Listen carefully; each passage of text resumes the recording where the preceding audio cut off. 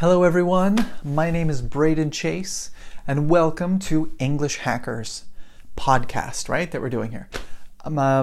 Today is going to be a bit of a lesson tonight. I wanted to talk to you guys about a problem that a lot of my students have, and that has to do with what is advanced English? How do you speak advanced? What does that mean? In particular, in relation to the TOEFL test, the IELTS test, the TOEIC test, and some of the other high-level proficiency tests for universities or for jobs or for business and things like that.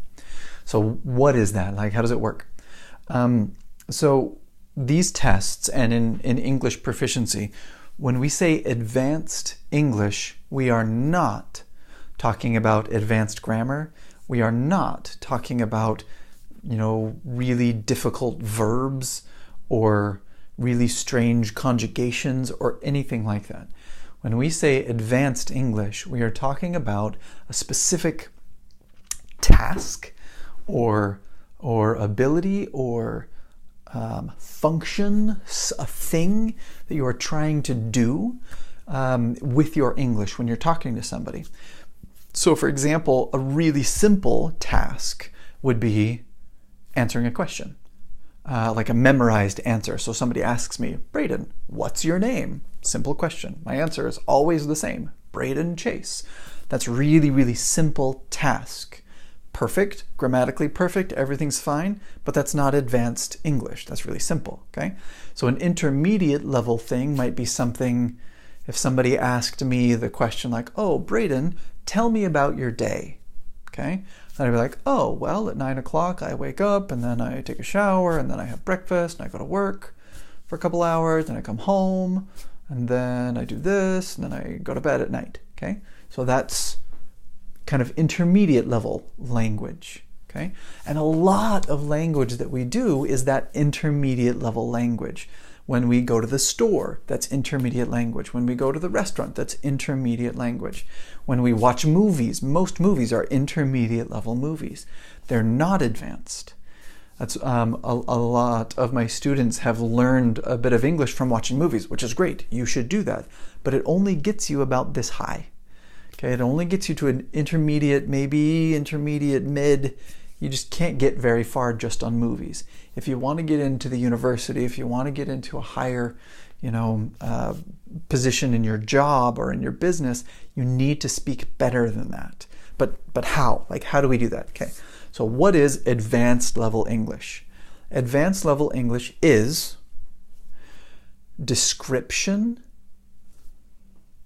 narration is the word we use, right? Telling a story.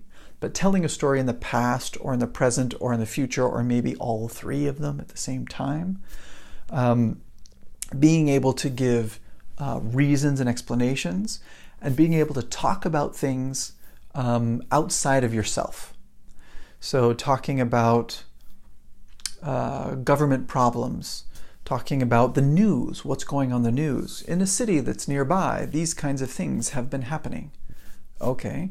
That's not my life. I'm not talking about my day. I'm not talking about my food. I'm talking about something else. Okay, so this is a hard point for a lot of people to reach and to kind of break through.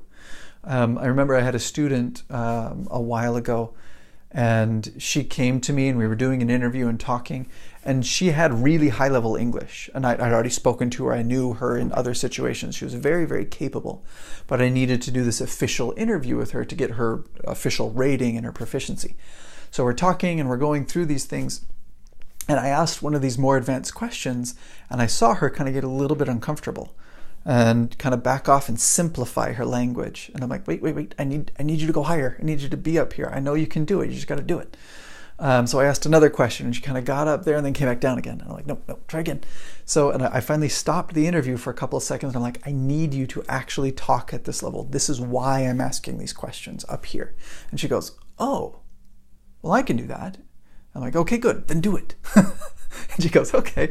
So I gave her another question, and she goes, and she answered it as perfect. It was great. And then I asked her another, even harder question, just perfect. And it was great, but she just didn't understand that that was the next level. That's how you move beyond the simple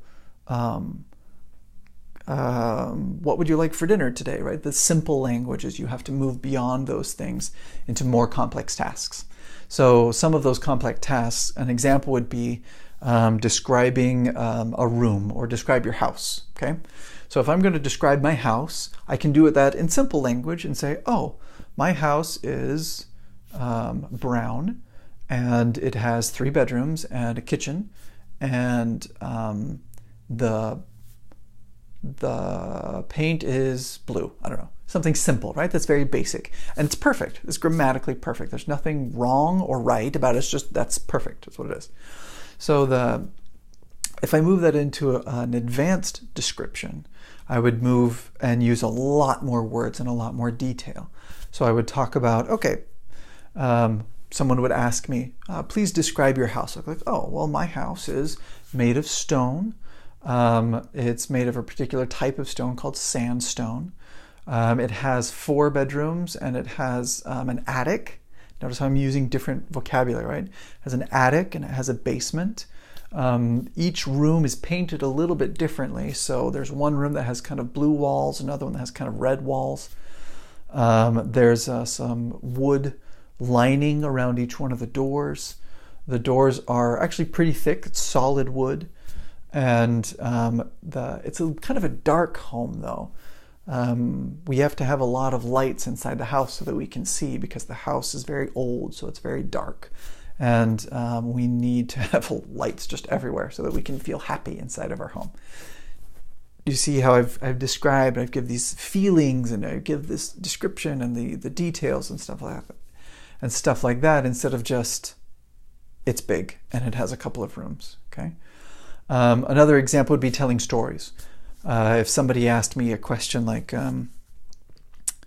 tell me about your educational history, I would say, oh, well, when I was in college, I started out learning my general education studies, and I did biology, and I did chemistry, and I did history classes, and then I moved on to linguistics and Japanese, and then I went and I would talk about these things. I had these teachers, they did these things. Notice how I'm using past verb. I did, I took, I ran, I watched, I read, all of these past tense things, right? That's an important aspect of being in this advanced level. But that's the idea. The idea isn't to be in the past tense. The idea is to be able to tell a story. I started here, I went there, and then I arrived in this other place. And it was in past tense, and that's important, but the idea isn't the past tense, it's the story, okay? So this is something I have so many students who go and they before they're my students, they go and they take the TOEFL and they're like, yeah, I'm so good at this because I can talk to everybody. Everybody understands me. And a lot of them really do speak quite well. And then they go and they take the TOEFL or they take the TOEIC or they take the IELTS or they take one of these other large international tests and they fail. And they're like, what? What's going on here? This test is so hard. And they come to me and I'm like, it's not that. It's not that the test is that hard. It's that the test is asking you to do something else. It's asking you to perform this way, but you are instead performing this way. So when they ask you to do this, this is how you do that, right? When they ask you to describe, this is what they're asking for. When they're asking you to narrate, that's the word they use a lot in those tests, this is how you do that. And it's so many times I've seen my students just go, oh, I can do that. I'm like, I know you can do this. It's totally okay. And they're like, just try it this way. And then they go and they take it again and they pass and it's great. It's just understanding like the steps. Okay, how do I change my language so that it fits in that advanced category instead of in this intermediate category? So I hope that was helpful for you guys in learning and understanding this difference. How do we move beyond TV language to more advanced, more capable English language? Thank you guys. Have a wonderful night and I will talk to you another day.